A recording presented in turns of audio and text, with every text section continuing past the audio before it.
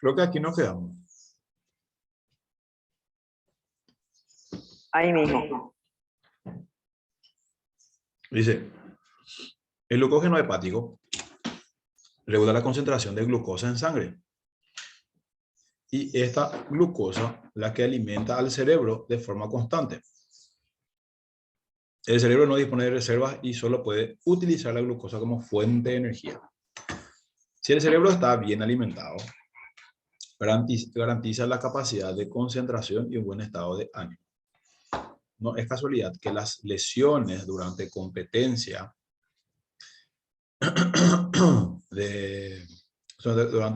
durante una competencia exigente, aparezcan después de una hora de haber comenzado el evento, cuando las reservas de glucógeno están cercanas a agotarse.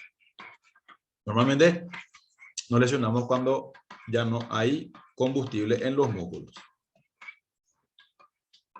Las reservas de glucógeno en el hígado son mayores después de las comidas, pero disminuye entre las mismas y especialmente durante la noche y el ayuno, ya que se degrada el glucógeno hepático para mantener normales los niveles de glucosa en la sangre.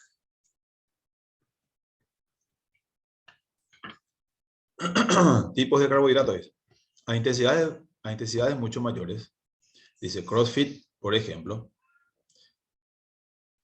CrossFit, saben que es un tipo de ejercicio, ¿verdad? Tipo de actividad física intensa, pesada, donde se utiliza al máximo la capacidad muscular.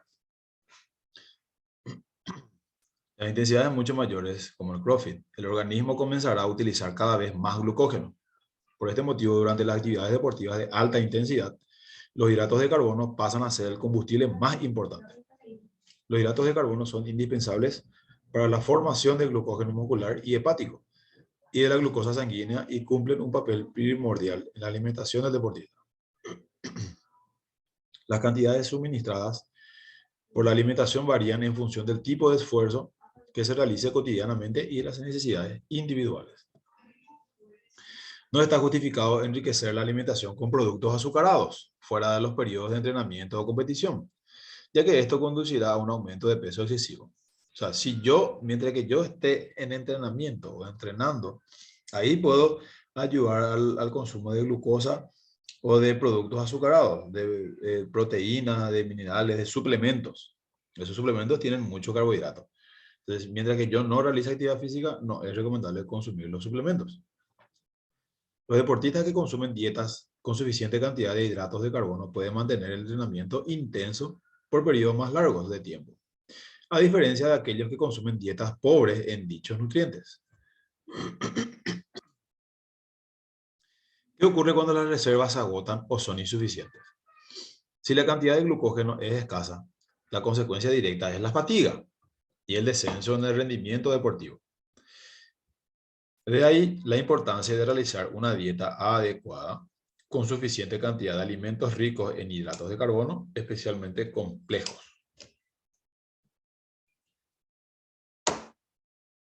La glucólisis anaeróbica o vía anaeróbica láctica. La glucólisis de basa en la descomposición de los hidratos de carbono para obtener ATP.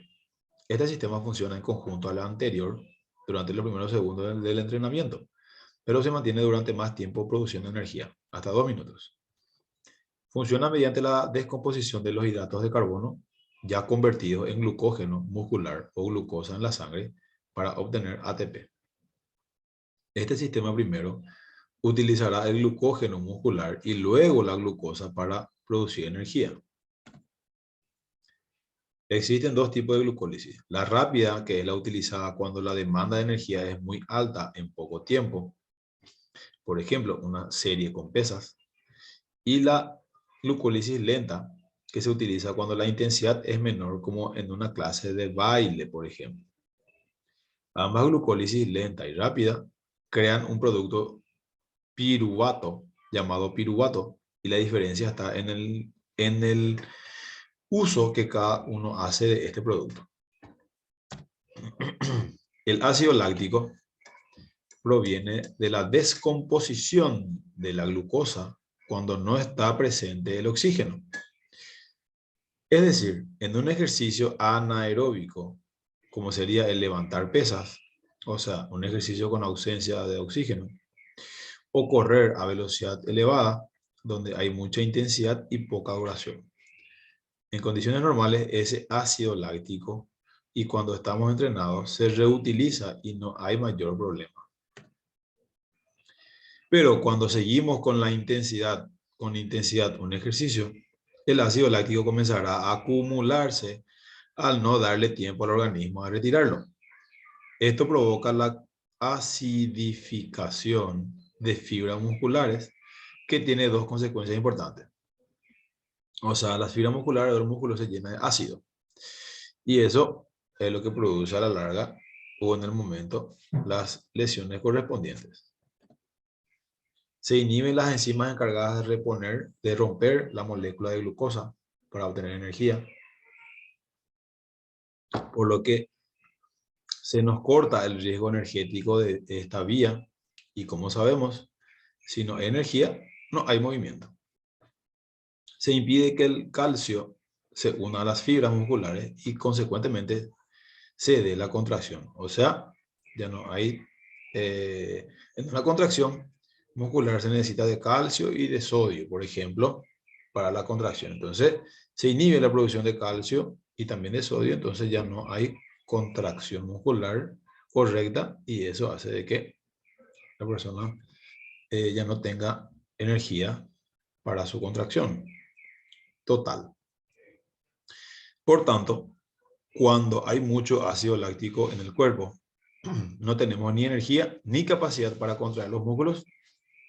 Esto no es otra cosa que fatiga y lo mejor que podemos hacer es parar el ejercicio o la actividad deportiva. ¿Cómo podemos evitar ese ácido láctico? Con entrenamiento, no hay más. A base de entrenar, el organismo despliega mecanismos adaptativos que hace que el ácido láctico no se acumule tan rápidamente y si comienza a hacerlo, el músculo lo soporte de forma más efectiva.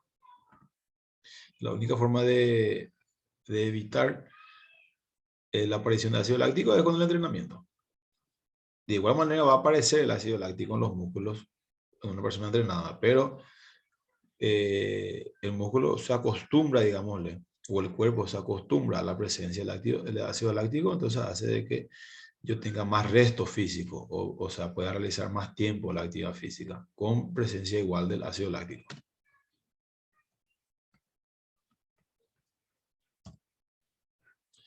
Muy bien.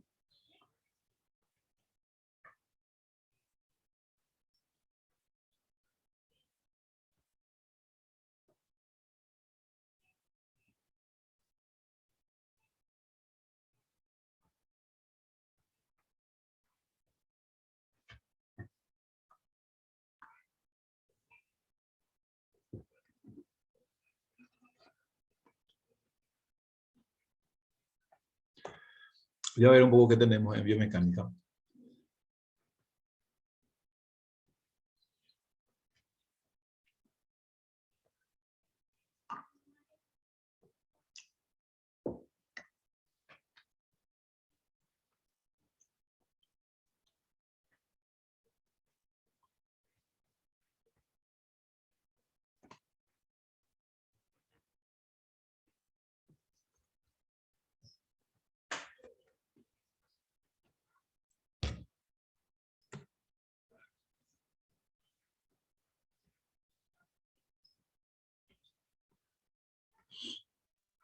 Bueno, la clase anterior de biomecánica nos habíamos quedado en marcha.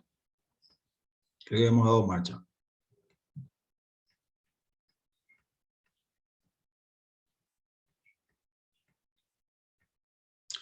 Si no estoy equivocado, hoy comenzaríamos con lo que es la cintura escapular.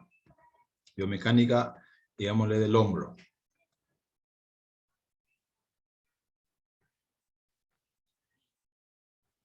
Vamos a ver.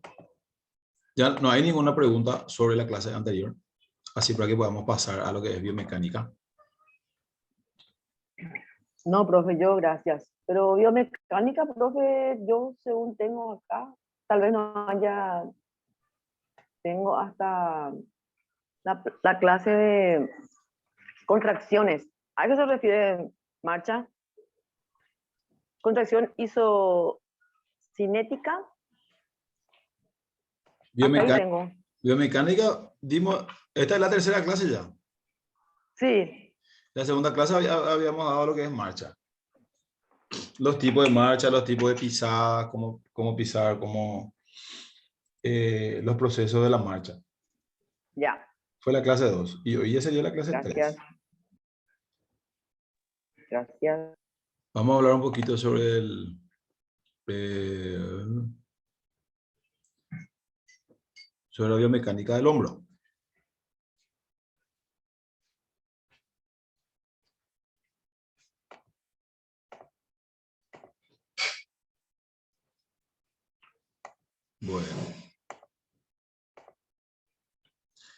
Bueno, en biofísica estuvimos hablando un poco sobre lo que es el ATP, el músculo y otras cuestiones. Entonces, biomecánica, vamos a hablar un poquito sobre los movimientos, ¿verdad? La clase pasada estuvimos hablando sobre los movimientos de la marcha, ¿verdad? Sobre los procesos de la marcha. Vamos a hablar hoy un poquito sobre las articulaciones.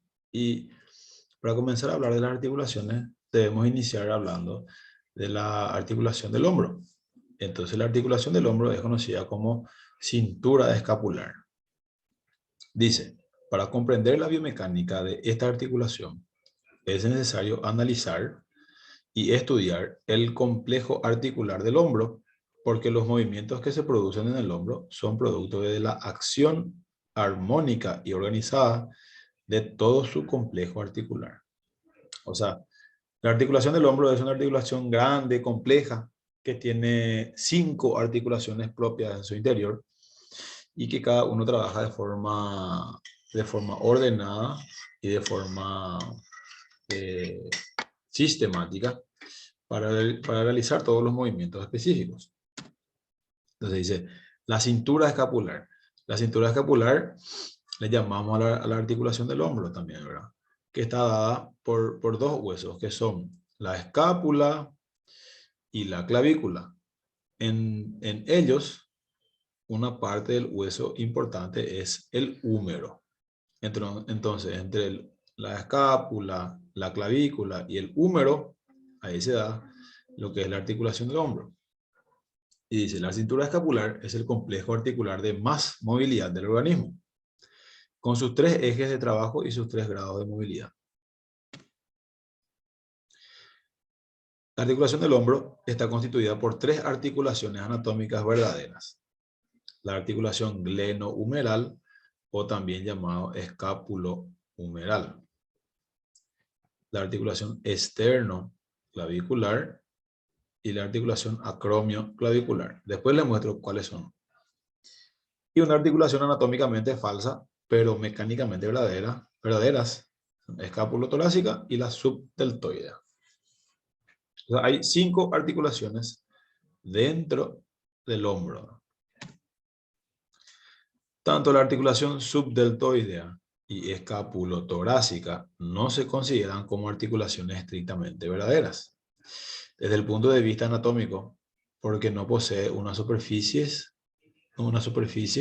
cartilaginosa de deslizamiento. Sin embargo, sí lo son desde el punto de vista mecánico y fisiológico, puesto que están compuestas por 2 superficies que se deslizan entre sí. Al decir que no se consideran como articulaciones verdaderas, decimos de que estas 2 articulaciones no generan movimiento. Estas 2 articulaciones no generan movimiento alguno, sino que están ahí para complementar. Estas 3 articulaciones sí generan movimiento entre sí y ayudan a que se pueda mover el hombro. Pero estas 2 articulaciones que no son verdaderas, las llamadas articulaciones falsas, no generan movimiento, pero sí están para complementar el complejo articular. A eso se refiere con articulaciones verdaderas y falsas. Las articulaciones glenohumeral. esternoclavicular y acromioclavicular sí se las consideran anatómicamente articulaciones por poseer dos superficies cartilaginosas que se deslizan entre sí. Y ahí vemos la articulación.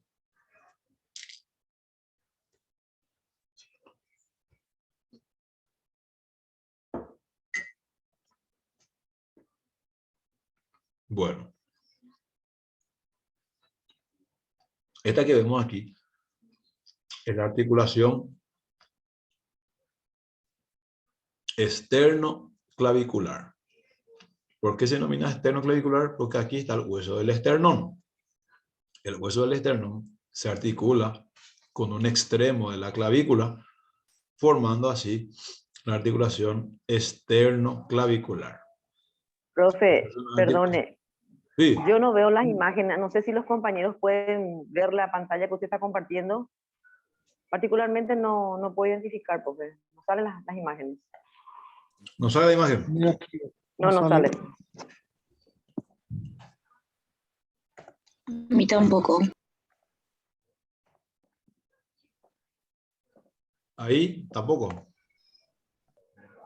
Tampoco. A ver, Aún no, profe. ahí.